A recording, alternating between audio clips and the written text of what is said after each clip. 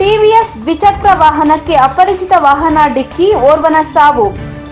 ಚಳ್ಳಕೆರೆ ತಾಲೂಕಿನ ಸಾಣಿಕೆರೆ ಸಮೀಪ ರಾಷ್ಟ್ರೀಯ ಹೆದ್ದಾರಿ 150A ರಲ್ಲಿ ರಸ್ತೆ ಕ್ರಾಸ್ ಮಾಡುತ್ತಿದ್ದ ಟಿವಿಎಸ್ಗೆ ಅಪರಿಚಿತ ವಾಹನ ಡಿಕ್ಕಿ ಹೊಡೆದ ಪರಿಣಾಮ ಟಿವಿಎಸ್ ಸವಾರ ಗಾಯಗೊಂಡು ಸ್ಥಳದಲ್ಲಿ ಮೃತಪಟ್ಟಿರುವ ಘಟನೆ ಇಂದು ಬೆಳಗಿನ ಜಾವ 5ರ ಸಮಯದಲ್ಲಿ ನಡೆದಿದೆ.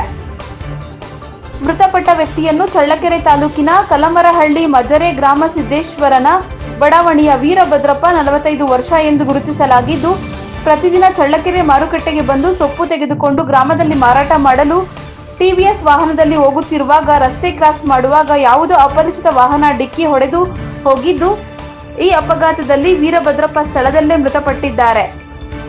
ಘಟನಾ ಸ್ಥಳಕ್ಕೆ ಪೊಲೀಸರು ಭೇಟಿ ನೀಡಿದ್ದು, ಚಳ್ಳಕೆರೆ ಪೊಲೀಸ್ ಠಾಣೆಯಲ್ಲಿ ಪ್ರಕರಣ ದಾಖಲಾಗಿದೆ. ವರದಿ ಮೌನೇಶ್ ಆಚಾರ್, NKS TV4 ಚಳ್ಳಕೆರೆ.